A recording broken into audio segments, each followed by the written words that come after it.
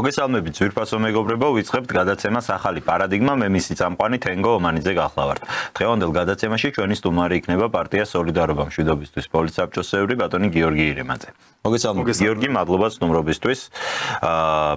დღევანდელ გადაცემაში მინდა ვისაუბროთ საერთაშორისო პროცესებზე, როგორც ეს ძალიან საინტერესო მიმოხილვა გამოგვდის ხოლმე და მით უმეტეს ბოლო დღეების განმავლობაში ძალიან გააქტიურდა უკრაინის ირგვლივ მიმდინარე პროცესები.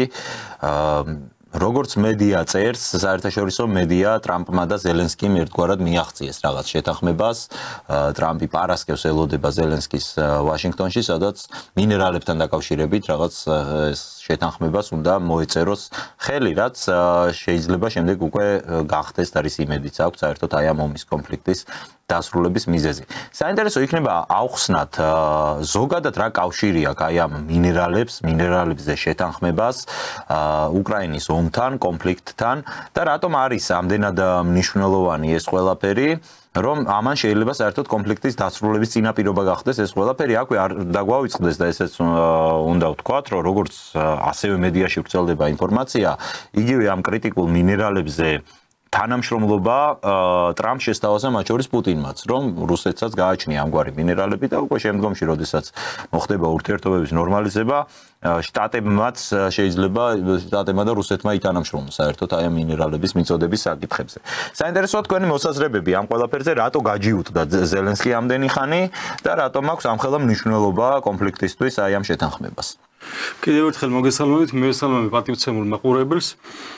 დიახ, ძალიან საინტერესო პროცესია და რაც მთავარია, მსოფლიოში მიდის ის პროცესები, რაც გულისხმობს კონფლიქტების დასრულებას, იგულისხმება უკრაინაში მიმდინარე სამხედრო მოქმედებები და ასევე ახლო აღმოსავლეთში მიმდინარე კონფლიქტები. და ეს ძალიან კარგი ტენდენცია არის და ის რომ რასაც ჩვენ ხედავდით გასული წლის შემოდგომით, როდესაც ეს ლიბერალ მილიტარისტები, ანუ ბაიდენი, ევროპაში მისი მოკავშირეები ცდილობდნენ რომ მსოფლიოში დაწყებულიყო და საუბარიც მიდიოდა ბირთვულ დაპირისპირებაზე, ხო? და ისე საუბრობდნენ, თითქოს ეს რაღაც ჩვეულებრივი მოვლენა იყოს და იმდენად დაკარგული ქონდათ ადეკვატურობა, რომ ბირთვულ ომზე საუბრობდნენ ისე, რომ თითქოს ჩვეულებრივი მოვლენაზე. და შემდეგ უკვე, როდესაც ტრამპი გახდა პრეზიდენტი, ეს იმას მიანიშნებდა, რომ ესე იგი დასავლეთში მიხვდნენ, რომ რუსეთთან დაპირისპირება უკვე 3 წელი გავიდა, 3 წელი შესრულდა უკვე 24 თებერვალს ამ სამხედრო მოქმედებების დაწყებიდან უკრაინაში, რაც იყო, რა თქმა უნდა, დასავლეთის მხრიდან ინსპირირებული და პროვოცირებული და ამასთან დაკავშირებით უკვე დასავლეთში მათ შორის ტრამპის თანამოაზრეები და წარმომადგენლები, მაგალითად წარმომადგენელი ახლო აღმოსავლეთში, მან განაცხადა პირდაპირ, რომ კონფლიქტის პროვოცირება არ იყო რუსეთის მხრიდანო. და დღეს უკვე ვხედავთ, რომ აქტიურად მიდის საუბარი იმაზე, რომ კონფლიქტები უნდა დასრულდეს, ანუ დასავლეთში მიხვდნენ ის ძალები, რომ გარკვეული ძალები, რომლებიც კარგად ხედავენ, რომ დასავლეთი დამარცხდა რუსეთთან დაპირისპირებაში და ეს გამოიკვეთა მით უმეტეს 2024 წლის ბოლოს, როდესაც რუსეთის არმიამ გაათავისუფლა მათ შორის, ფაქტიურად გათავისუფლებულია დონეცკის ოლქი და ყოველდღიურად წინ მივიწევს რუსეთის არმია და რამდენიმე კილომეტრი დარჩა უკვე დნეპროპეტროვსკამდე.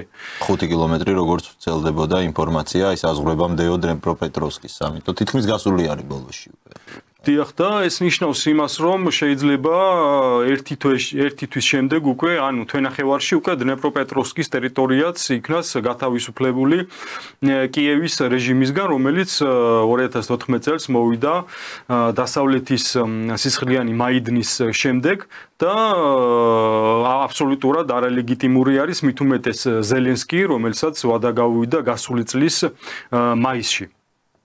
და ორშაბათს რადამ ანუ უკრაინის პარლამენტმა მოახდინა ჩააგდო რეზოლუცია, რომელსაც მხარი უნდა დაეჭირა ზელენსკის ხელისუფლებაში ყოფნისთვის, მაგრამ მეორე დღეს ეთქვა მილიტარისტებმა მოახდინეს კონსოლიდაცია და ეს რეზოლუცია შეცვალეს და დღეისათვის რა ხდება ახლა? ესე იგი, კვირას, როდესაც ანჯეი დუდა, პოლონეთის პრეზიდენტი, ჩავიდა დონალდ ტრამპთან, რომელიც ზუსტად იმ ძალების წარმომადგენელია დასავლეთში, რომლებიც მიხვდნენ, რომ რუსეთთან კონფრონტაცია მათთვის საზიანო იქნებოდა და ყოველწლიურად ისინი სუსტებოდნენ და ტრამპის მისია არის, რომ მალე დაამთავროს უკრაინაში კონფლიქტი, მიიღოს რაც შეიძლება მაქსიმალური დივიდენდები, რაზეც ახლა ზუსტად დეტალურად ვისაუბრებთ და შემდეგ უკვე გადაიტანოს ყურადღება შიდა პრობლემებზე და ასევე საგარეო პოლიტიკა შეცვალოს. ამაზე შემდეგ დეტალურად ვისაუბრებ და ესე იგი კვირას იყო შეერთებულ შტატებში ანჯეი დუდა, პოლონეთის პრეზიდენტი. 10 წუთი ჰქონდა შეხვედრა, მეტი არა, მეტი არ დაუთმო ტრამპმა, იქნა გამომდინარე, რომ პოლონეთი არ არის ის სახელმწიფო, რომელზეც ასე ვთქვათ, შეიძლება აქცენტი გააკეთოს ტრამპმა, როგორც ქვეყანაზე, რომელიც მისი მოკავშირე იქნება ევროპაში და შემდეგ უკვე ასე ვთქვათ, გადავა სხვა ქვეყნებზე. ხო და პოლონეთმა ასე ვთქვათ, ლენტი გაჭრა იმ მხრივ რომ ტრამპთან დაიწყეს პირდაპირ დიალოგი, მას შემდეგ რაც თავად ევროკავშირის ქვეყნები კონფრონტაციაში იყვნენ ტრამპთან, იქიდან გამომდინარე, რომ ევროკავშირში თავის დროზე 2024 წლის განმავლობაში კლინტონების კლანმა, ბაიდენის პოლიტიკურმა ჯგუფმა როგორც ირკვევა, მასკის აუდიტის ერთ-ერთი აუდიტის შედეგად ევროკავშირში გადაიტანეს საკმაოდ დიდი თანხები იმისათვის, რომ ტრამპის გამარჯვების შემდეგ მომხდარიყო იქ კონსოლიდაცია ლიბერალური ძალებისა. და ზუსტად ამას აკეთებს ტრამპი, რომ ის ლიბერალური ბანაკი დაშალოს და თავისი გავლენის ქვეშ მოაქციოს იგივე პოლონეთი, საფრანგეთი, სხვათა შორის უკვე ორშაბათს საფრანგეთის პრეზიდენტი მაკრონი ჩავიდა უკვე ტრამპთან. მას რაღაც პროტოკოლის ფარგლებში შეურაცხყოფილი, ასე ვთქვათ, მომენტები იყო მაკრონის მიმართულებით. მათ შორის გააწყვეტინა მაკრონმა საუბარი სხვა შორის პრესკონფერენციაზე ტრამპს, როდესაც ტრამპი ამბობდა, რომ ევროპა დაიბრუნებს ყველა იმ თანხას, რაც უკრაინას გადასცა, განსხვავებით ჩვენგანო მან გააწყვეტინა მაკრონმა და უთხრა, რომ ამ შემთხვევაში ეს არ არის ასე, ევროპამ გაიღო ძალიან დიდი ხარჯი, საიდანაც დიდი ნაწილი არის გრანტი და არ შეიძლება ვისაუბროთ იმაზე, რომ თითქოს ევროპის ფული გარანტირებულია. ტრამპმა ამაზე უპასუხა, რომ პრობლემა არ არის თქვენ საქმეს მიხედეთ, მე უბრალოდ ჩემი გეგმა მაქვს და კი ბატონო, არ დაიბრუნებთ, ეს არის თქვენი გადასაწყვეტი. მე ვაპირებ ეს თანხა რომ დავიბრუნო. დაახლოებით ეს პოზიცია ქონდა. და უნდა აღინიშნოს, რომ სანამ ტრამპთან ჩავიდოდა მაკრონი, რამდენიმე შეხვედრა გამართა ანტიტრამპისტული, ასე ვთქვათ, ბრიუსელში. ევროკავშირის ტერიტორიაზე და შემდეგ უკვე მათ იქ ისაუბრა, რომ წინააღმდა აღუდგნენ ტრამპის პოლიტიკას და ასე შემდეგ, მაგრამ როგორც კი დაასრულა შეხვედრები, დაურეკა ტრამპს და თხოვდა შეხვედრა. ევროკავშირის ლიდერები, ასე ვთქვათ, თანხმდებიან იმაზე, რომ ის ტრამპი იქნება ლიდერი დასავლურ ქვეყნებში და შემდეგ უკვე ტრამპის შემდეგ ახლა ხვალე სტარმერი, ბრიტანეთის პრემიერი ეახლება ტრამპს და ტრამპა როგორც თქვა, ისო სტარმერმაო რამდენჯერმე მომთხოვა შეხვედრაო რა და შეხვდეთო და და უკვე პარასკევს ზელენსკიც ემზადება ვაშინგტონში ვიზიტისთვის და როგორც ირკვევა ზელენსკიმ, რომელმაც ხელი არ მოაწერა შეერთებული შტატების ფინანსთა მინისტრის მოთხოვნას, ერთი კვირის წინ, რომელიც ეს ფინანსთა მინისტრი იყო კიევში და ზელენსკის მოთხოვეს, რომ ხელი მოეწერა ზუსტად რაც თქვენ ბრძანეთ, რომ იშვიათი სასარგებლო წიაღისეულებთან დაკავშირებით ის ელემენტები რომელიც მენდელევის სისტემით შეიძლება გადავხედოთ და იქ ვნახოთ ეს ელემენტები, რომლებიც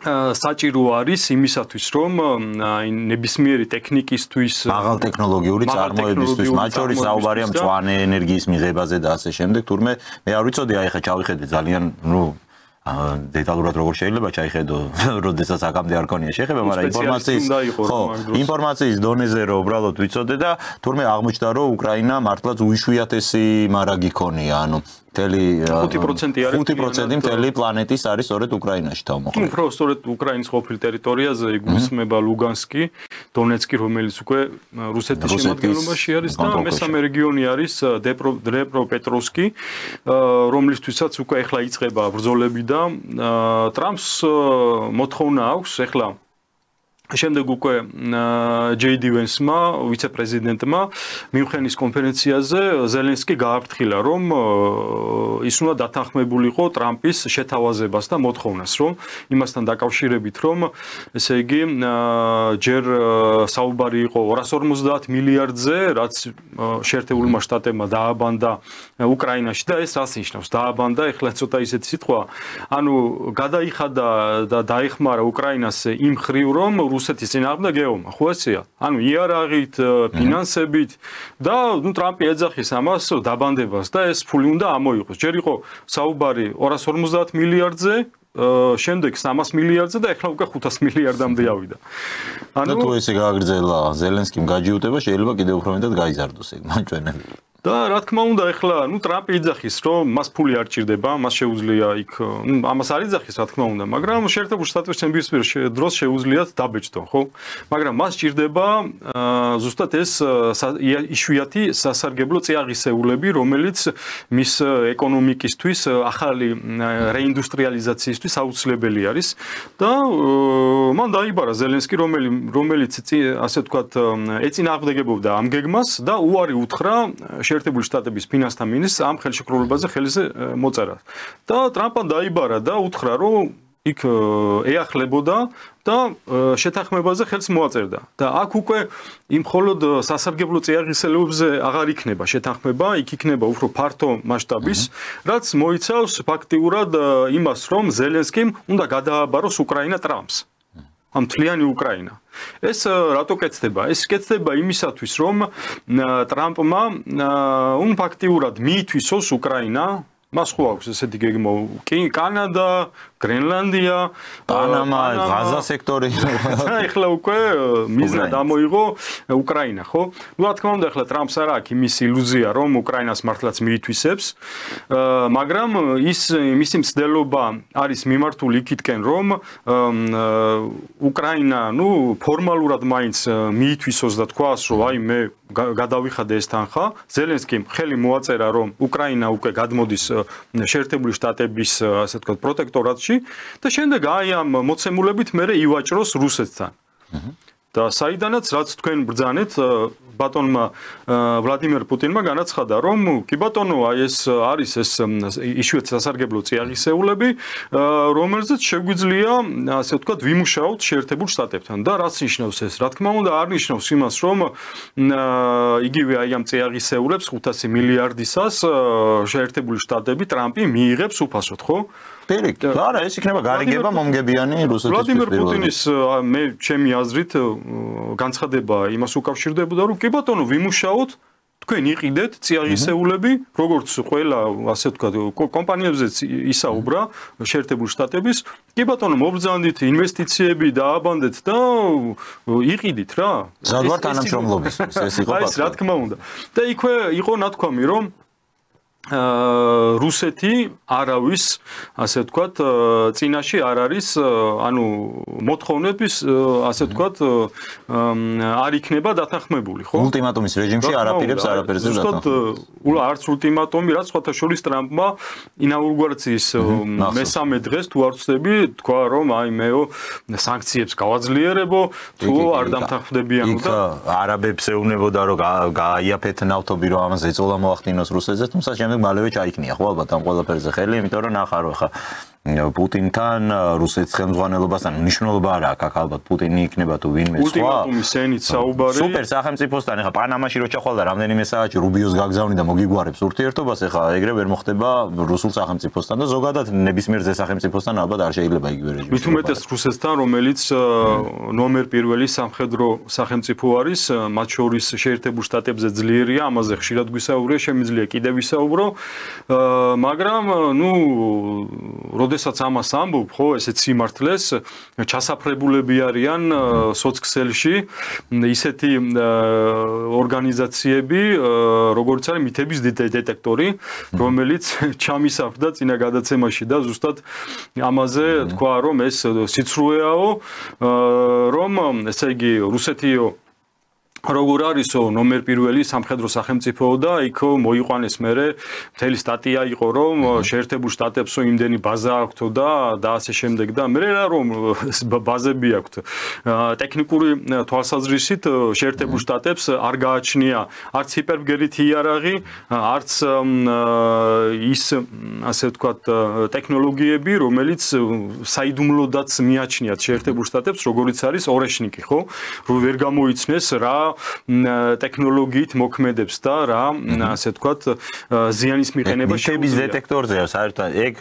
აი მაგარი ხალხი არის ეხლა მან არის დასაქმებული სადღაც მაგ კონკრეტულად მაგ მიმართულებით ალბათ 23-24 წლის რაღაც ახალი კურსდამთავრებული ყოფილი სტუდენტი და აი მაგაზე ხო მუდმივად მიდის სამყაროში დავა რომ ვის უფრო მეტი სამხედრო პოტენციალი აქვს აქ შტატებს აქვს უფრო მეტი თუ რუსეთს თუ იქ შეიძლება ვიღაცას იქონდეს იდეა რომ არა იქ ჩინური ეკონომიკა ისეთი მაგარია რომ შეიძლება მათ უფრო მეტი სამრეწველო პოტენციალი ქონდეს სამხედრო სფეროში და მოკლედ ეს არის სამყაროში განხილვის საგანი და ჩვენც მათ შორის და თქვენც მათ შორის შეიძლება გამოთქვა ხო ამ საკითხზე რაღაცა შენი აზრი შენ როგორ გგონია სწორი და ესე იგი იქ ჩასაფრებულმა 24 წლის ვიღაც მაპატიეთ გამოთქმისთვის და ცხვირ მოუხოცავმა წირაკმა ზუსტად იცის რომ ეგ ტყუილია კაცო და ზუსტად იცის რომ ამერიკის შეერთებული შტატები უფრო ძლიერია და შეიძლება დაგაბრალოს რომ აი ეს ადამიანი ავრცელებს დეზინფორმაციას. აი ეგ ჭირი როდის მოშორდება სოცქსელებიდან ან საერთოდ აი აზრის გამოხატვა რომ თავისუფლად შევძლოთ მე ძალიან ველოდები მაგ მომენტს. რა თქმა უნდა ეს ცენზურა არის რომელიც სამწუხაროდ გრძელდება მიუხედავად იმისა რომ ცუკერბერგის მხრიდან იყო გაჟღერებული რომ ცენზურა მოიხსნებოდა რომ უკვე ვითომ აი გაკონსერვატორდა სოცქსელები, მაგრამ ეს არ ხდება, პრაქტიკაზე ვხედავთ რომ ხდება საწინააღმდეგო და სხვათა შორის იქ სტატიაში მითების დეტექტორისა იყო ის რომ მე ვიძახდი რომ ეკონომიკური თვალსაზრისით ჩინეთი უფრო წინ არის ვიდრე შეერთებული შტატები. არა და ეს არის პირდაპირ ოფიციალური სტატისტიკა მსოფლიო სავალუტო ფონდისა და მსოფლიო ბანკისა მყიდველ უნარიანობის პარიტეტის მიხედვით ჩინეთს აქვს თუ ზუსტად მახსოვს 34 ტრილიონი მშპ და 27 ტრილიონი აქვს შეერთებულ შტატებს. ანუ გაცილებით წინ არის ჩინეთი. და იქვე იყო საუბარი იმაზე რომ ის 4 რეგიონი მათ შორის ყირიმიც შეუერთდა რუსეთის ფედერაციას ყოველგვარი საერთაშორისო ნორმების დაცვით ხო და ამაზეც საუბრობდი და ესო არ არისო ესეო და რატომღაც მითების დეტექტორის ხელმძღვანელობას დაავიწყდა კოსოვოს მაგალითი ხო რაც იქ მოხდა როდესაც ჩატარდა რეფერენდუმი და გამოიყვნა. ხო ეს ამის უკან ხო იდგა დასავლეთი, მაგრამ იგივე დასავლეთი უარყოფს იმას, რაც სხვაგან ხდება, ხო? როდესაც ბომბავენ. იგივე სცენარი იყო ფოლკლენდის კუნძულებზე, მაგალითად 80-იანი წლებში თვითონ დასავლეთი ასე მოქმედებს, რა თქმა უნდა და ტრამპი როცა ამბობს, რომ მაგალითად გრენლანდია უნდა გახდეს ჩემი საკუთრება, იმას კი არ იძახის, რომ ჯარ შევიყვანო და დავიპყრო. ამას გულისხმობს ის რომ ჩავატარებთ იქ რეფერენდუმს, ის ხალხი გადაწყვიტავს, რომ უნდა ამერიკის შეერთებულ შტატებში ყოფნა და ჩვენ პატივცემთ მათ ხალხის მებას, აი აბსოლუტურად იგივე სცენარია, მაგრამ ამას თუ აკეთებს ამერიკა, ეს არის პროგრესი, ამას თუ აკეთებს რუსეთი, ეს არის რაღაც საშინელება. აი ეს არის რეალობა სამწუხაროდ. და ეს მე ვფიქრობ ერთ-ერთი ყველაზე მთავარი არის რა მიმართულებითაც ასე ვთქვათ საზოგადოების მოლოდინი არის რომ ეს ცენზურა მოიხსნება და კარგი იქნება რომ პარლამენტში იქნას მიღებული კანონი რომელიც ასე ვთქვათ მისცემს საშუალებას სოცქსელების მომხმარებლებს რომ დაფიქსირდეს აბსოლუტურად უცენზურო ანუ ცენზურა არ იყოს თუ დემოკრატია არის ხო დასავლეთი ხო ქადაგებს რომ აი დემოკრატია და სიტყვის თავისუფლება და ამ დროს ჩვენ გვიგრძელავს სიმართლის თქმას ხო იმას რაც ოფიციალურად გაცხადებული არის.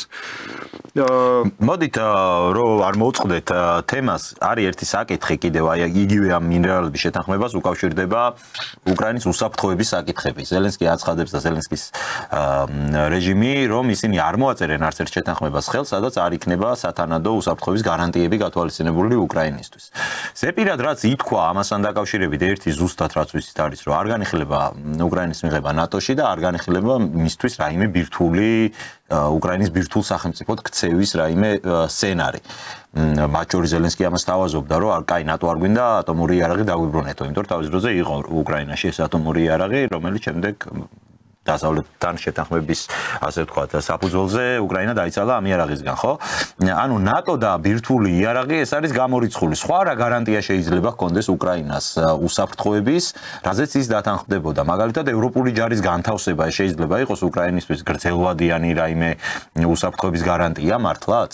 თუ აი რაზე შეიძლება რომ ამ შემთხვევაში ზელენსკი ვაჭრობდეს? რა თქმა უნდა, ზელენსკიმ როდესაც მოითხოვა ბირთვული იარაღის დაბრუნება, ჯერ ერთი იქიდან უნდა დავიწყოთ, რომ უკრაინას ბირთვული იარაღი იმიტომ არ აქვს, რომ საბჭოთა კავშირის დაშლის შემდეგ, ითვლებოდა ბირთვულ ქვეყნად უკრაინა, მაგრამ მათ დაიწყეს ვაჭრობა ამ ბირთვული იარაღით. და ეს რა თქმა უნდა, უსაფრთხოების თვალსაზრისით მსოფლიოსთვის დიდი საფრთხეს შეიცავდა და მაშინ მსოფლიომ მიიღო გადაწყვეტილება, რომ უკრაინა აღარ იყოფილიყო ბირთვული სახელმწიფო, რაც რა თქმა უნდა, სამართლიანია. როდესაც ახლა იძახის, რომ ზელენსკი რომ ეს უნდა დავიბრუნოთო, რა თქმა უნდა, ეს სულელური განცხადება არის, უნდა აღინიშნოს რომ ზელენსკის ასე ვთქვათ მთავარი მამოძრავებელი პოლიტიკური ჯგუფები არის ზუსტად ბრიტანეთში. ზელენსკის ხავს ბრიტანული დაცვა, სამხედროები იცავენ ბრიტანელები. პირად უსაფრთხოებას მისცეს, ხო? დიახ და არა მარტო პირად უსაფრთხოებას იცავენ, არამედ მის ასე ვთქვათ აკონტროლებენ რა. ძევალი არის ატომრადად. ძევალია მათი და იმიტომ ასე ვთქვათ ხის განცხადებებს აკეთებს მათ შორის ტრამპის წინააღმდეგაც და არც ეშინია რასაც მოყვა ასე ვთქვათ ტრამპის მხრიდან განცხადება რომ ის არის დიქტატორი, იქიდან გამომდინარე რომ უარზე არის არჩევნების ჩატარებისა და შემდეგ უკვე ილონ მასკმა ის დაადანაშაულა იმაში რომ ამერიკელი ჟურნალისტი რომელიც ერთ-ერთ იზოლატორში ქალაქ ხარკოვში იქნა ლიკვიდირებული, ეს დააბრალა ზელენსკის. ანუ აბსოლუტურად მიდის კამპანია ზელენსკის წინააღმდეგ, მას ადანაშაულებენ, სხვადასხვა დანაშაულის წინაშე აყენებენ მას, რომ და ეს რა თქმა უნდა არის წნეხი ზელენსკის წინააღმდეგ, რომ მან ისინი ასე ვთქვათ იძულებული გახდნენ, მათ შორის ბრიტანელები, რომლის პრემიერიც ახლა ჩადის ტრამპთან, საუბარი იქნება უკრაინაზე, რა თქმა უნდა, ხო? რომ ის უნდა დათანხმდეს ბრიტანეთი უნდა დათანხმდეს იმას, რომ ზელენსკის და საერთოდ უკრაინაზე უარი უნდა თქვას, იქიდან გამომდინარე, რომ ისინი ვერ უზრუნველყოფენ უკრაინაში მშვიდობის დამყარებას. იმიტომ რომ რაც წეღამ თქვით, ის კლინტონების კლანი ბრიტანელებთან ერთად მიმართულიანი იქითკენ, რომ უკრაინაში გაგრძელდეს კონფლიქტი. იქიდან გამომდინარე, რომ აქედან ისინი დივიდენდებს ღებულობენ და ეს რა თქმა უნდა საფრთხეს უქმნის რეგიონს და დღეისათვის რომ რუსეთსა და შეერთებულ შტატებს შორის არის ასე ვთქვათ კონსტრუქციული დიალოგი, ეს იმაზე მიუთითებს რომ არსებობს ასე ვთქვათ დასავლეთშიც ის ძალები, რომლებიც მომხრე არიან მშვიდობისა და კარგად ხედავენ რომ აუცილებელია განეიტრალდეს ლიბერალ მილიტარისტული პოლიტიკური ჯგუფები ევროკავშირში, რომლებიც საფრთხეს უქმნიან არა მარტო რეგიონს, არამედ მსოფლიოს, ხო? იგივე უკრაინაში თუ გაგრძელდა კონფლიქტი, ასევე შეიძლება მათ ბირთვულ ომზეც კი დაიწყოს საუბარი, რასაც აკეთებდა ბაიდენი, ხო? აქედან გამომდინარე, მე ვფიქრობ, რომ უახლოეს ხანებში იქნება სამშვიდობო მოლაპარაკება უფრო აქტიურ ფაზაში გადავა და დიდი ალბათობით მშვიდობის ხელშეკრულებას ხელი მოეწერება, მაგრამ ეს უნდა მოხდეს კიევში, ასე ვთქვათ, არჩევნების ჩატარების შემდეგ უნდა მოვიდეს ის ლიდერი, რომელსაც ექნება ლეგიტიმაცია, რომელსაც შეიძლება რომ ხელი მოაწეროს და ხელი მოაწეროს შეთანხმებას, როგორც ლეგიტიმური ხელისუფლების წარმომადგენელს, რასაც რუსეთის მხარე ითხოვს და რა თქმა უნდა ეს სამართლიანი მოთხოვნა იქიდან გამომდინარე, რომ ზელენსკიმ თუ მოაწერა ხელშეკრულებას ხელი, ამას არავითარი ლეგიტიმაცია და ძალა არ ექნება, ხო? იმიტომ რომ თუ მოვიდა მერე შემდეგ სხვა პრეზიდენტი იტყვის, რომ აი ზელენსკი არ იყო ლეგიტიმური და ამ შეთანხმებასაც ძალა არ აქვს, ხო?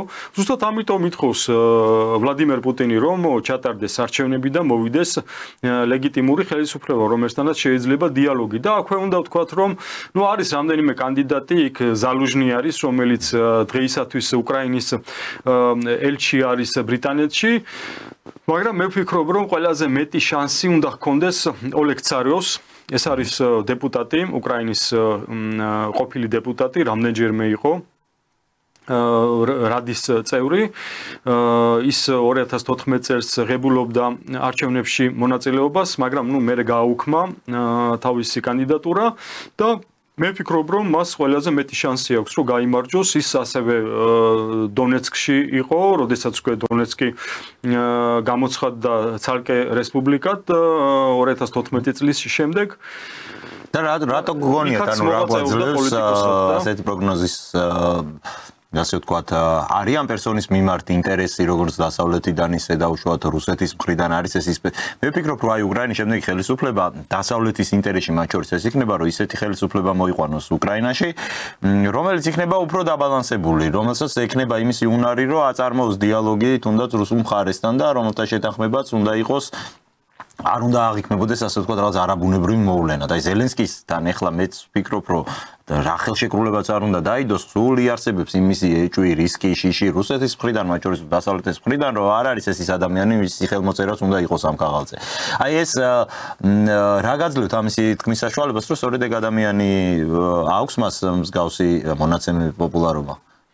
იცით რა არის, მთავარი კანდიდატი არ არის, მთავარი არის ის, როგორ დასრულდება რუსეთსა და შეერთებულ შტატებს შორის მოლაპარაკება და ეს დასრულდება იმით, რომ თუ სიტყვაზე ტრამპი აი ამ 5 მილიარდის ხელშეკრულებით იმ სასარგებლო წიაღისეულთან დაკავშირებით, როდესაც ზელენსკი ხელს მოაწერს და უკრაინა ტრამპის გეგმით გადავა შეერთებული შტატების ბალანსზე, ასე ვთქვათ, ანგლოსაქსები ასე უყურებენ ქვეყნებს, სადაც ცდილობენ გააძლიერონ გავლენები, როგორც შეპესე უკრაინა მათთვის, აი ეს კომპანია, რომელსაც შეგიძლია იყიდო, მერე გაყიდო. და ზუსტად ესე უყურებენ უკრაინას, მათ შორის ტრამპიც და როდესაც შეეცდება უკვე რუსეთთან მოლაპარაკებების დროს უკრაინა, ასე ვთქვათ, გაასხვისოს აი ამ 500 მილიარდის რესურსების ხარჯზე, ჩემი აზრით რუსეთიდან ის პასუხს უარყოფით პასუხს მიიღებს, რა თქმა უნდა. რუსეთი ამაზე ვლადიმერ პუტინი, რა თქმა უნდა, ამაზე არ დათანხმდება. იქიდან გამომდინარე, რომ ჯერ ერთი ეს რესურსები და ის თანხები, რომელიც შეერთებულმა შტატებმა ასე ვთქვათ, გადაურიცხა უკრაინას ამ 3 წლის განმავლობაში, ეს მიმართული იყო რუსეთის წინააღმდეგ, ხო? და რუსეთი ამაზე მე არ გონია, რომ შეიძლება სხვადასხვა ვარიანტები იყოს, მაგრამ ახლა პირდაპირ ამაზე, რომ ასე ვთქვათ, იმ თანხაზე დათანხმდეს, მე პირადად გამოვრიცხავ და უარის შემთხვევაში ტრამპი უბრალოდ დათანხმდება, რომ აბსოლუტურად არავითარი გარიგებისა და იმის ასე ვთქვათ წინასწარი შეთანხმების გარეშე უბრალოდ გავა უკრაინიდან და რატო? იმიტომ რომ ტრამპს ზოგადად შეერთებულ შტატებში ძალიან სერიოზული პრობლემები აქვს. ჩვენ ამაზე შეგვიძლია ძალიან ბევრი ვისაუბროთ, წინა გადამცემებშიც გვისაუბრია. ტრამპს უკვე პრობლემები აქვს გუბერნატორებთან. მე ახლა ვნახე რამდენიმე დღის წინ მისი საჯარო დისკუსია ერთ-ერთი მეინის შტატის გუბერნატორთან, რომელიც ეუბნეოდა, რომ რომელიღაცა ასე ვთქვათ კანონს არ მიიღებდა, თუ აღარ მახსოვს რაღაც ისეთი დისკუსია იყო ისეთ საგანზე, რომელზეც ტრამპმა პირდაპირ უთხრა, რომ ან შეასრულებ, ან დატოვებ პოსტს. და მან უთხრა, რომ შევხვდებით სასამართლოშიო. ანუ გუბერნატორებს პირდაპირ უპირისპირდება, არასრულებენ მის დავალებას.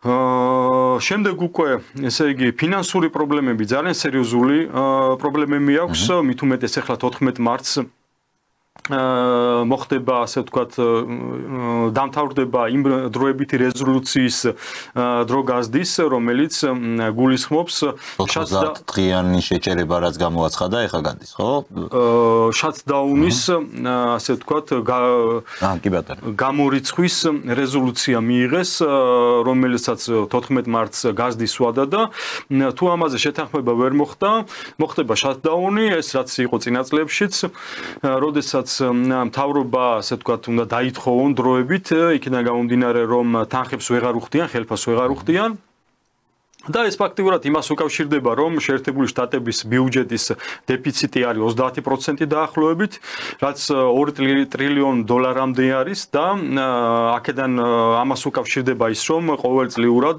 შეერთებული შტატების საგარეო ვალი იზრდება 2 ტრილიონი დოლარით რომელიც მიმართული არის ბიუჯეტის აი ამ ხვრელის დეფიციტის შევსებაზე და აქედან გამომდინარე შეერთებულ შტატებს არ აქვს უკვე აი ეს ასე ვთქვათ ფინანსური პრობლემები ექმნება უпростоრეთ ამას ემთხვევა ის ამას ასე ვთქვათ ემატება ის რომ შტატებში არის სერიოზული ინფლაცია და ამ დროს ტრამპი ითხოვს საპროცენტო განაკვეთის დაწევას რაც ინფლაციას უფრო გაზრდის არადა თუ საპროცენტო განაკვეთი არ დაიწია ეს გამოიწვევს მოსახლეობაში უკმაყოფილებას რომელსაც აქვს მაღალი კრედიტები და მოგეხსენებათ შეერთებული შტატების მოსახლეობის 70%-ს აქვს იმხელა კრედიტი, რომელსაც მთელი ცხოვრება უნდა იხადონ და ასე ვთქვათ, საბანკო კაბალაში არიან, ფაქტიურად. და ნორმაა იქ ეს. პრინციპში ჩვენ რა გვიგვრის რა საქართველოშიც იგივე არ არის, მე მახსოვს მაგალითად ბატონი გურამ შარაძე აცხონოს ღმერთმა ამ თემაზე საუბრობდა სანამ მას ტრაგიკულად მოკლავდნენ და მაშინ ამას იღებდნენ ხოლმე რაღაც ისე ხუმრობათ რომ ეს ადამიანი ამბობდა რომ თქვენ არ გესმით რომ მაშინ ახალი შემოსული იყო ეხლა მაშინ შემოდიოდა ეს საბანკო სისტემა ჩვენს რეალობაში და თქვენ არ გესმითო და მალე ნახავთ ისეთ რეალობას მალე აღმოჩნდებით სადაც ყველას გვექნება ბანკის ვალი და სადაც ყველა ვიქნებით ბანკის დალჟნიკები როგორც ასე ვთქვათ ჟარგონზე თუ ვიტყვით თუ რუსულ ტერმინს თუ გამოვიყენებთ და მაშინ ამ ადამიანს არ უჯერებდნენ. დასავლეთში ეს ერთგვარი ნორმაა, რომ იქ ფინანსური ვალდებულებების გარეშე ადამიანები არ ცხოვრობენ, ვერ ცხოვრობენ, ვერც იცხოვრებ, აუცილებლად უნდა რაღაც ვალი გქონდეს და რა თქმა უნდა ეს რაღაც იქ თითქოს ნორმალური მდგომარეობად ითვლება. ჩვენი საზოგადოებისთვის ეს არ იყო ნორმალური მდგომარეობა და არ ვიყავით ასეთ რაღაცებს მიჩვეული, მაგრამ ეხლა ნელ-ნელა გვაჩვევენ. საინტერესოა გიორგი, იცით რას გითხავთ? ჩვენ თქვით და თქვენც დაასაბუთეთ რატომ აწყობს ამერიკის შეერთებულ შტატებს ნებისმიერ ფასად სამშვიდობო შეთანხმება. იმიტომ რომ მას შიგნით აქვს პრობლემები ტრამპს, ეს პრობლემები რაც დრო გავა სულ უფრო და უფრო ალბათ იჩენს თავს, ეს პირველი ეფექტი ტრამპის მოსვლის ნელ-ნელა დაიცლება, ასე ვთქვათ, გაიწოვება დროსთან ერთად და დარჩება შიდა პრობლემები ამერიკა ძალიან მძიმე. რის წინაშე სვალის გასწორება მოუწევს ტრამპს. ამიტომ მისთვის სასწრაფოდ მნიშვნელოვანია რაც შეიძლება მალე დაასრულოს უკრაინაში კონფლიქტი, მისი ეს მთავარი დაპირება იყოს შესრულებული. ეს მესმის. უკრაინის ომის კონფლიქტის აი ამ კონფლიქტის დასრულება სურს ვლადიმერ პუტინსაც, რუსულ მხარესაც და ესეც ჩანს რუსული მხარის რიტორიკაში, ის არის მომგებია მდგომარეობაში და რატომაც არა, ის მზად არის შეთანხმებებისთვის. ვინ არის ის ზალა, ვინ არიან ის ზალები, რომლებსაც არ აწყობთ ამ კონფლიქტის დასრულება და რომლებიც უწყობენ ხელს რეალურად ზელენსკის რეჟიმს რომ მან გააგრძელოს კვლავ ომი. რა ძალებია ესენი თქვენი აზრით?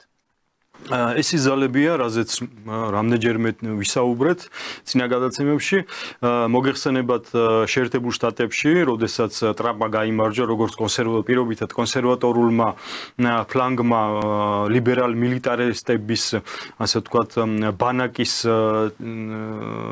დაცემის შემდეგ უკვე, ანუ კლინტონების კლანი ის ძალები, რომლის კანდიდატიც იყო ბაიდენი ისინი ფაქტიურად დამარცხდნენ ვაშინგტონში და გადავიდნენ ევროკავშირში, ხო, ბრიუსელში, სადაც ცდილობენ რომ გაიმყარონ პოზიციები და წინასწარ 2024 წლისთვის, როგორც მასკის აუდიტი ერთ-ერთმა აუდიტმა დაამტკიცა, რომ გარკვეული თანხები იყო გადარიცხული ევროკავშირის სხვადასხვა ბანკებში, რომ ზუსტად აი ეს ლიბერალური ბანაკი, რომელიც გადავიდა ბრიუსელში, კლინტონების კლანის სახით და მათი მოკავშირე არის ბრიტანელები.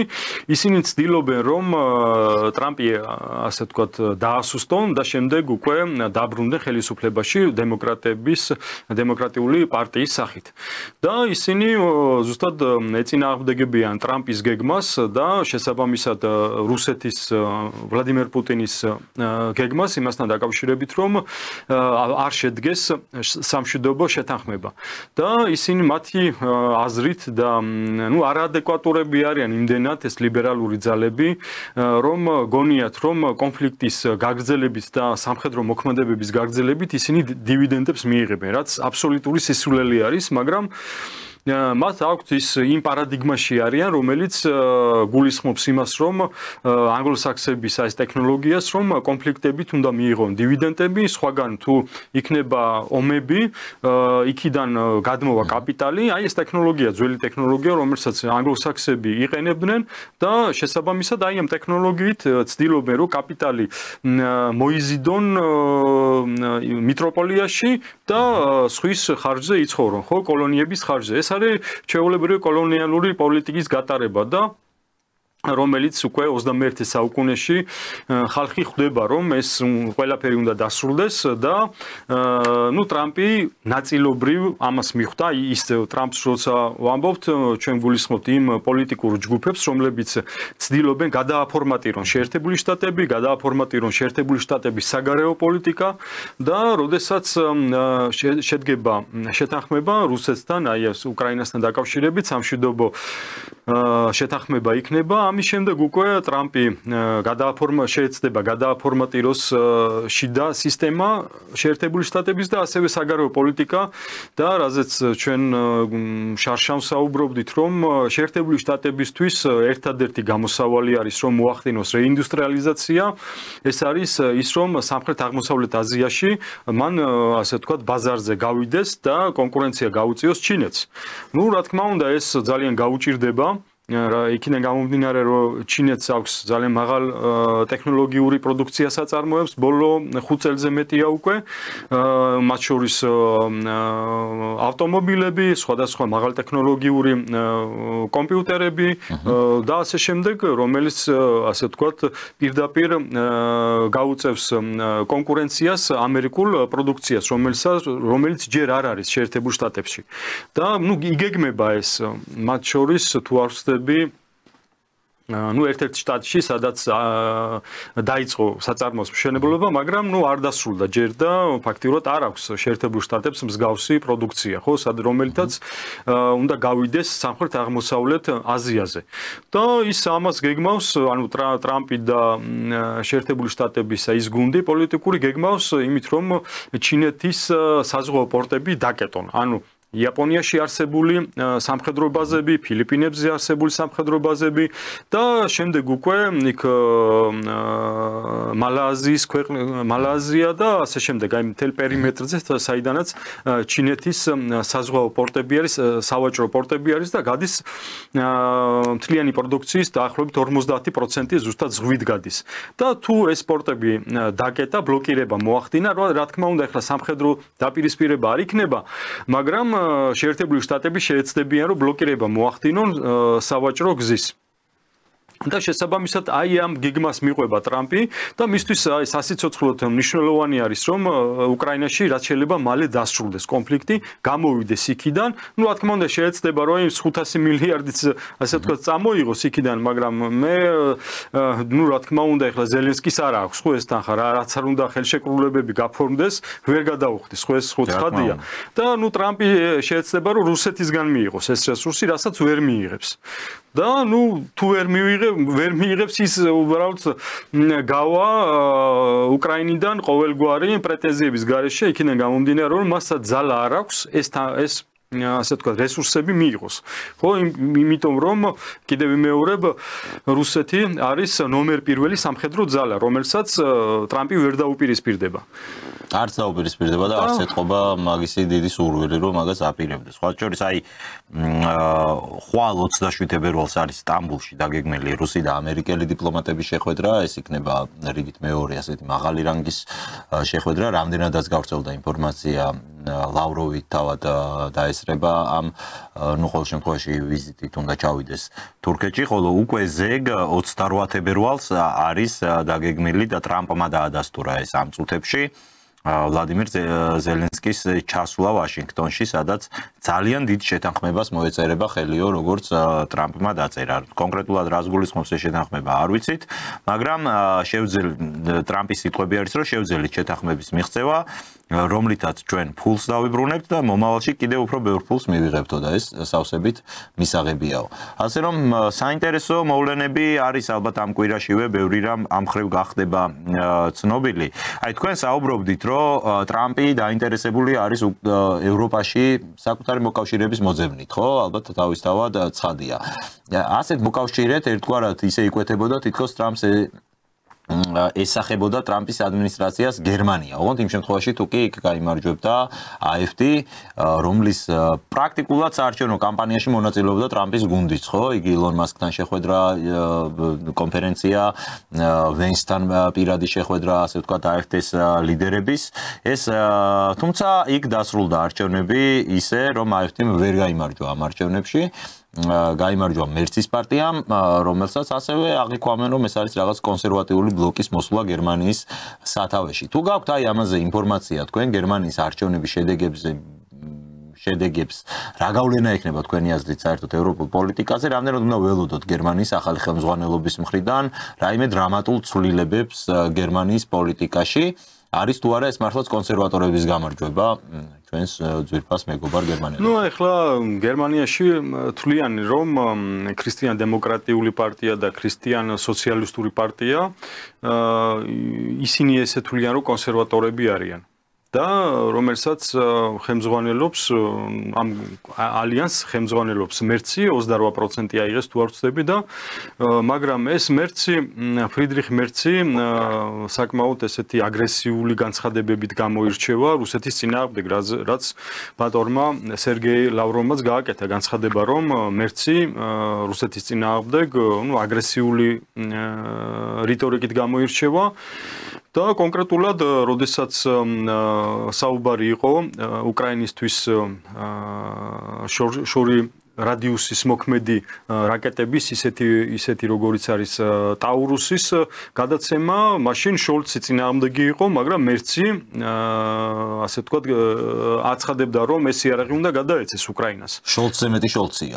ანუ ვითომ კონსერვატორი არის, ვითომ ასე ვთქვათ ადეკვატური ძალების მხარეს არის, მაგრამ სინამდვილეში ასეთი რიტორიკა დაფიქსირდა მისი მხრიდან. ამიტომ მე ეჭვი მაქვს, რომ გერმანიაში რადიკალურად რამე შეიცვლება. ნუ ახლა AfD, რომელმაც 20% მიიღო, ისიც კონსერვატორად ითვლება და ეს ორივე პარტია ალბათ, მაგრამ ხო, AfD უფრო ტრამპის პროტრამპისტული პოლიტიკა აქვს, მაგრამ ეს ქრისტიან დემოკრატიული და ქრისტიან სოციალისტური პარტიები მე მგონი რომ უფრო ბრიტანეთს უკავშირდება ვიდრე ტრამპს.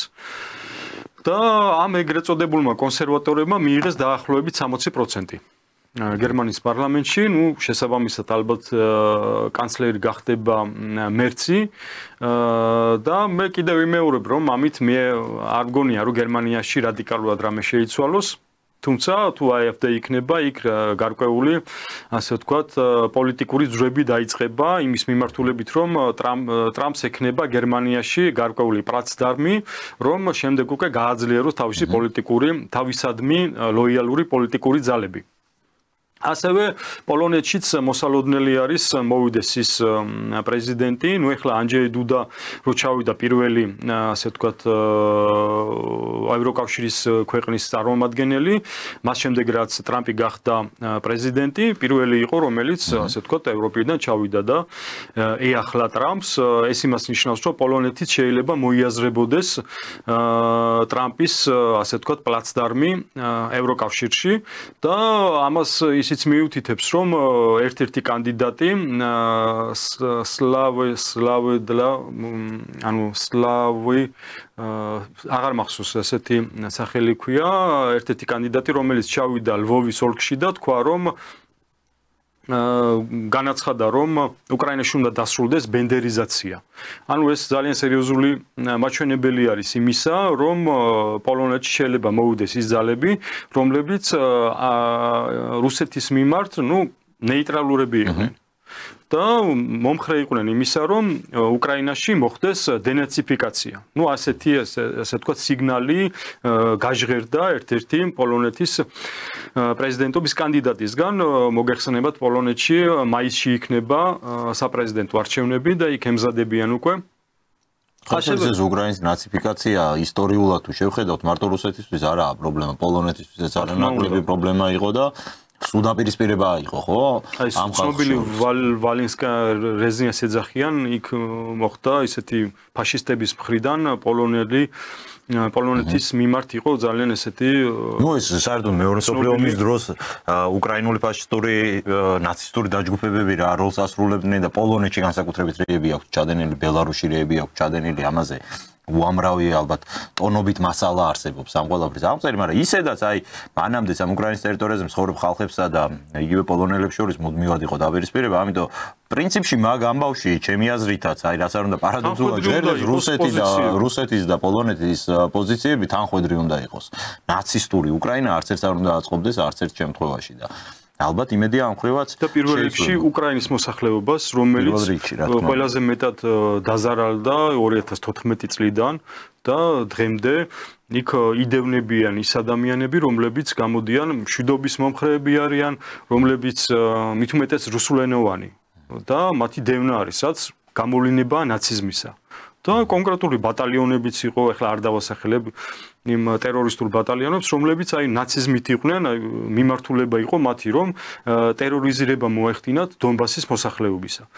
სადაც მე ვიყავი გასულ წელს და ადგილზე გავეცანი პირადად რუსეთის საგარეო საქმეთა სამინისტროს წარმომადგენელმა ვიაჩესლავ დაინეკომ პირადად აგვიხსნა თუ რა პროცესები მიდიოდა 2014 წლიდან, როგორ იბომბებოდა დონბასის მოსახლეობა კიევის რეჟიმის მხრიდან და ზუსტად ეს რეჟიმი უნდა შეიცვალოს, რაც პირველ რიგში კიდევ ვიმეორე უკრაინის მოსახლეობის ინტერესი არის, რომ იქ მოვიდეს ასე ვთქვათ ის ხელისუფლება, რომელიც მიმართული იქნება მშვიდობაზე, რომელიც მიმართული იქნება რუსეთთან ურთიერთობების დალაგებაზე და უკრაინა ის ქვეყანა არის, მათ შორის ერთ-ერთი ის ქვეყანა არის, რომელიც რუსეთთან ვაჭრობით, რუსეთთან მშვიდობიანი და მეგობრული ურთიერთობებით ძალიან ბევრ სიკეთეს მიიღებს, ხო? და ამის პირველი მაგალითი არის პოსტსაბჭოთა ქვეყნებში ბელორუსია, ხო? მოგეხსენებათ, იქ ჩვენი პარტიის წევრები ამაზე ხშირად საუბრობენ.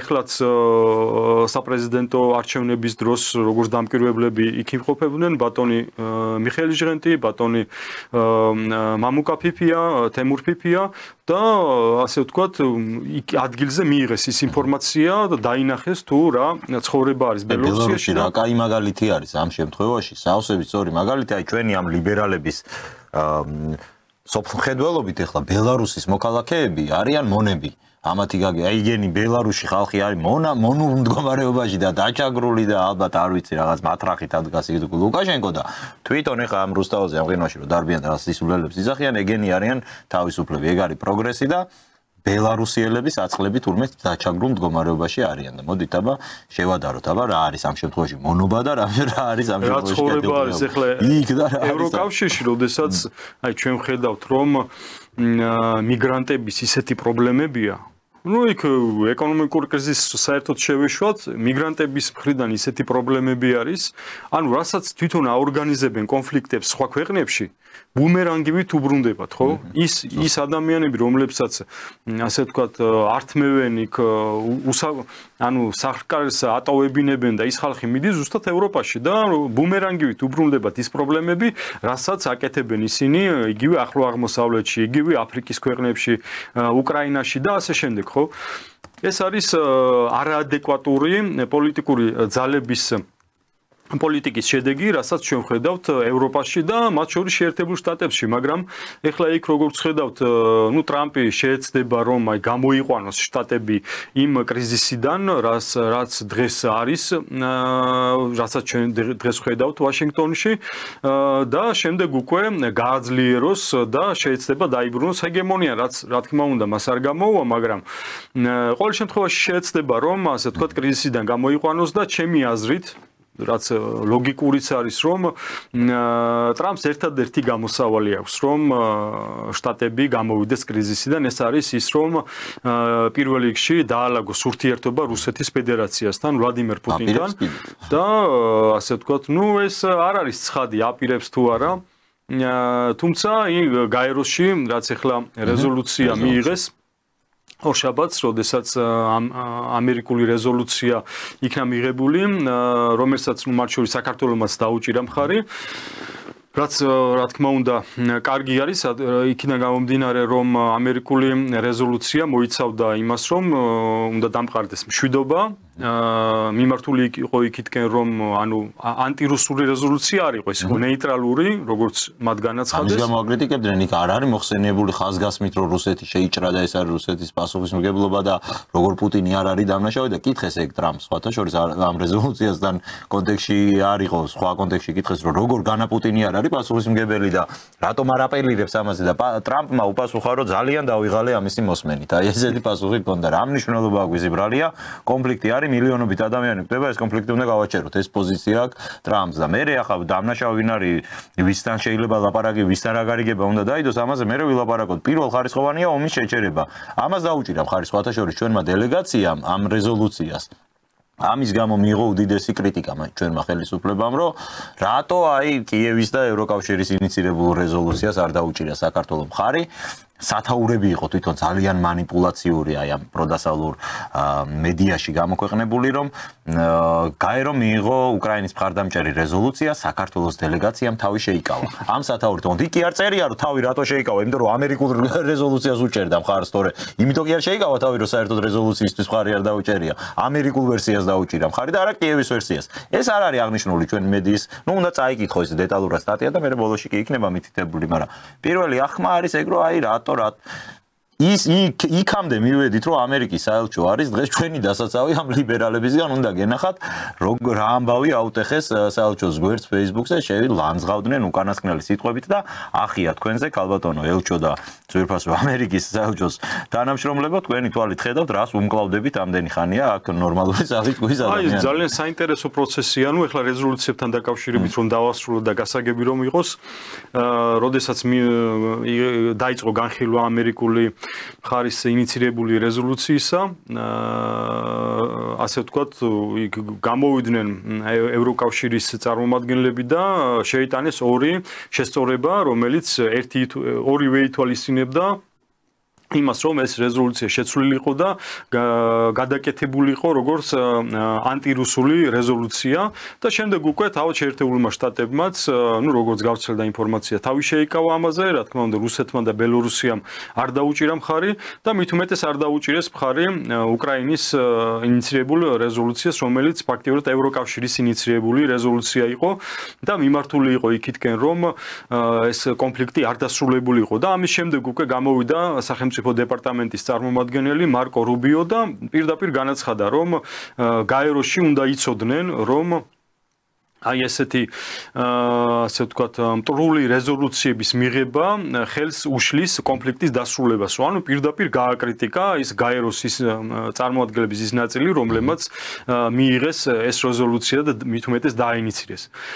აქედან გამომდინარე ეს ჩვენ ხედავთ დაპირისპირებას დასავლეთში იმ ქვეყნებს შორის, რომლებიც ფაქტიურად ითვლებიან ნატოს ფარგლებში მოკავშირეებად, თავად ევროკავშირში მოკავშირეებად და ხედავთ განხეთქილებას, ხო, აი ამ ეგრეთ წოდებულ მოკავშირეებს შორის და ეს არის იმის მანიშნებელი, რომ დასავლური ქვეყნები, როდესაც აგებენ ომს რუსეთთან, ისინი შემდეგ ერთმანეთის წინააღმდეგ იწყებენ, ასე ვთქვათ, კონფლიქტებს და შეიძლება ომშიც კი გადაიზარდოს. ხო, მათ შორის აი ნაპოლეონის ომი თუ გახსოვს, ჯერ ნაპოლეონი მიმართეს რუსეთის წინააღმდეგ, როდესაც ის დამარცხდა და დაბრუნდა, შემდეგ ბრიტანელებმა გაანადგურეს, როგორც ანუ დასაჯეს ფაქტიურად ის ასე ვთქვათ, სულ ეს ხდება, შემდეგ ჩატარდა იქ ვენის კონგრესი, სადაც გაიყვეს მერე უკვე მთელი ევროპა და მათ შორის რუსეთს ძალიან მნიშვნელოვანი ბენეფიტები მიიღო რუსულმა სახელმწიფომ ამ ყველაფერმა.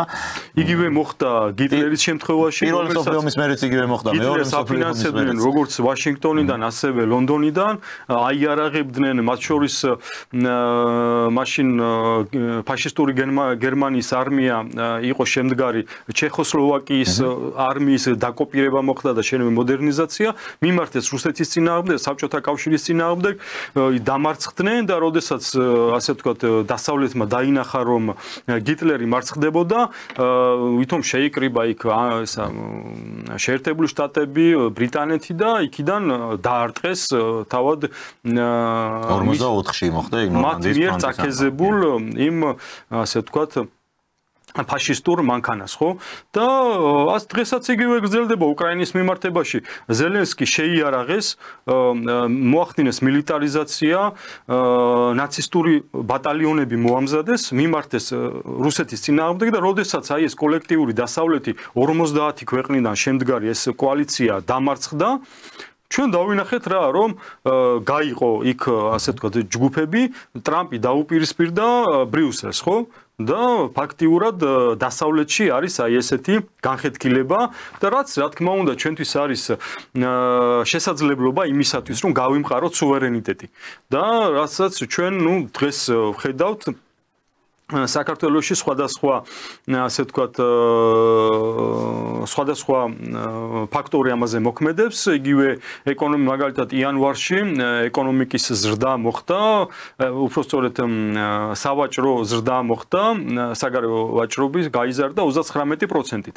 ანუ ეკონომიკურათაც მიდის გაძლიერება, პოლიტიკური თვალსაზრისით უფრო დავინახავთ ამას, მაშინ თუ სიტყვაზე საქართველოს მთავრობა შეუერთდება 3+3 ფორმატს, სადაც ჩვენ შეგვიძლია ჩვენს მეზობლებთან ვისაუბროთ, გავმართოთ ის დისკუსიები, რომელიც საქართველოს ინტერესებში არის, მათ შორის რუსეთთან, აზერბაიჯანთან, ირანთან და ასე შემდეგ, რაც ჩვენს ინტერესებში არის, ხო? და შემდეგ უკვე რა თქმა უნდა წინ უნდა იყოს გადადგმული ნაბიჯები, საქართველოს თუ ასე ვთქვათ შეცვლის საგარეო კურსს და არა ევროკავშირი, არამედ ბრიქსის ქვეყნები მაგალითად, ასევე ევრაზიული ეკონომიკური კავშირი, სადაც რუსეთის ფედერაცია, სადაც ბელორუსია არის, ასეც ჩვენ საუბრობდით და ეს პირველი მაჩვენებელი იმისა, რომ თქვათ როგორ შეგვიძლია გავაუმჯობესოთ ჩვენი ქვეყნის ეკონომიკა, პოლიტიკურად გავძლიერდეთ, ხო?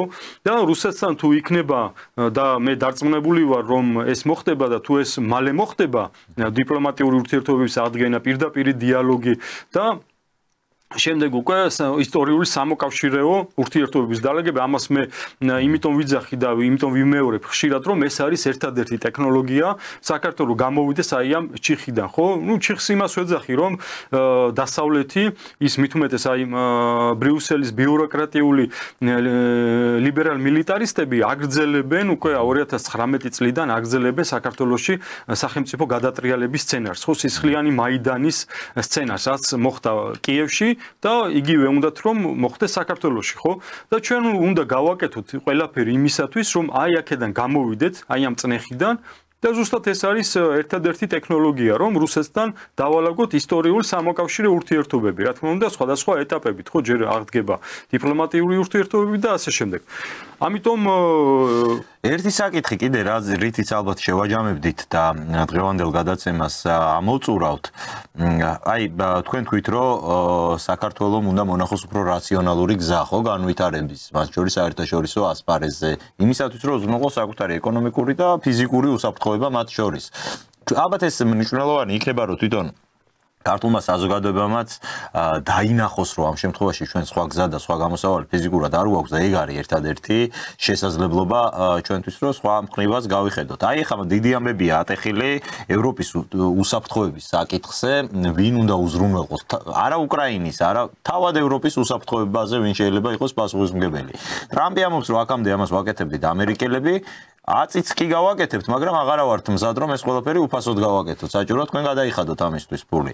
აქ უკვე წამოიჭრა შემდეგ უკვე ისეთი ტიპის საკითხები, რომ შეუძლია თუ არა ევროპას დამოუკიდებლად საკუთარი თავდაცვის, საკუთარი უსაფრთხოების უზრუნველყოფა. ეს მნიშვნელოვანია ჩვენთვის ალბათ პირველ რიგში. იმ ქვეყნისთვის, რომლის საზოგადოებაც არის აი ამ ჭკუაზე, რომ სულ ცალფეხზე დგომა მომიწიოს, მე მაინც ევროკავშირში უნდა შევიდე. ჩვენ ხო ნათლად უნდა ვიცოდეთ, არის ეს ის სივრცე, რომელიც რეალურად არის უნარიანი, რომ საკუთარი თავის და მათ შორის შემდეგ უკვე ჩვენი უსაფრთხოებაც უზრუნველყოს. მე მოვისმინე მაგალითად მაკრონის განცხადება, უბრალოდ მაკრონის ადმინისტრაციის განცხადება, რომ დიახ, ევროპას აქვს ამისთვის რესურსი და საფრანგეთი იქნება ის სახელმწიფო, რომელიც მაგალითად ევროპას აჩუქებს ბირთვულ ფარს და ბერლინში დააყენებს იქ საკუთარ ბირთვულ იარაღს, რომელიც საფრანგეთს. რამდენად არის ეს რეალისტური, რომ ევროპამ დამოუკიდებლად შეძლოს შტატების მხარდაჭერის გარეშე შეძლოს საკუთარი უსაფრთხოების უზრუნველყოფა თანამედროვე სამყაროში? ევროკავშირს, თუ ევროკავშირი შენარჩუნდება ისე, როგორც დღეს ვხედავთ, რას საფუძველსაც მე ვერ ვხედავ და მე ვფიქრობ, რომ ევროკავშირი დაიშლება მომენტალურად მაშინ, როდესაც შეერთებული შტატები გავა ევროპიდან, რასაც ტრამპი გეგმავს. ევროპას შეუძლია უსაფრთხოება შეინარჩუნოს მხოლოდ მაშინ, თუ დათანხმდება იგივე უკრაინასთან მიმართებაში სამშვიდობო მოლაპარაკებას, თუ არ შევა და არ დაორგანიზებს, ასე ვთქვათ, სხვა ქვეყნებში არ შევა ამ კონფლიქტით და არ დაორგანიზებს იგივე ახლო აღმოსავლეთში კონფლიქტებს. არ იქნება კონფრონტაციაში, მაგალითად, იგივე ტრამპთან ან რუსეთის წინააღმდეგ არ იქნება კონფრონტაციაში. ანუ თვითონ თუ არ იქნებიან აგრესიული პოლიტიკის გამტარებლები, ისინი იქნებიან უსაფრთხოდ. და მით უმეტეს თუ ასე ვთქვათ იქნება ხელმოწერილი მაგალითად რუსეთთან სამშვიდობო ასეთი უსაფრთხოების მოლაპარაკება და ხელშეკრულება, ხო? თუ ამას არ გააკეთებენ, მათ თუ გააგრძელებენ იმ პოლიტიკას, რასაც ანტირუსული ასე ვთქვათ პოლიტიკა ქვია ევროკავშირის მხრიდან, მათ არავითარი უსაფრთხოების შენარჩუნება ევროპაში ვერ მოახერხებენ ამას, იქიდან გამომდინარე, რომ არა აქვთ ამისი ხო?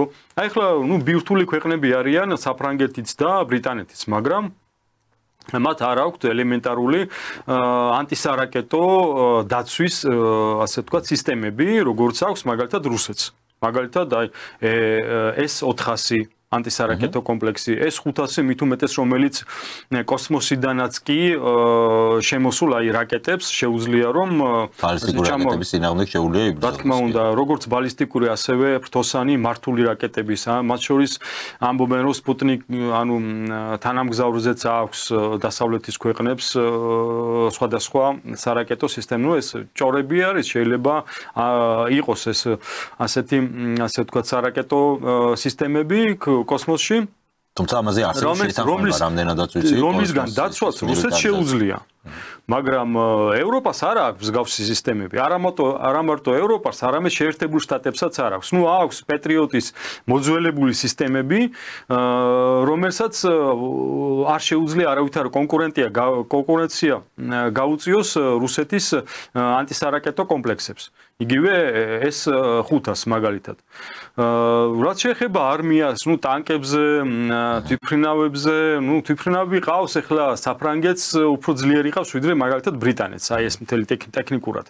მაგრამ ვერ შეედრებიან რუსეთს. აი ვერანაირად, არც ჰიპერბგერითი რაკეტები აქვს, რომ ან გადამტანი იგივე ასე ვთქვათ ბირთვული ქობინებისა, რითიც ისინი ცდილობენ რომ თქვა რომ აი ჩვენ ხო ბირთვული სახელმწიფო ვართ, იმ დღეს რაღაც განცხადებები წავიკითხე იგივე საფრანგეთის ლიდერისგან და ასევე ბრიტანეთის მხრიდან, მაგრამ თუ გადამტანი არ არის, ხო, ის რაკეტა, რომელიც ერთი წერტილი და მეორე წერტილში გადაიტანს, ხო?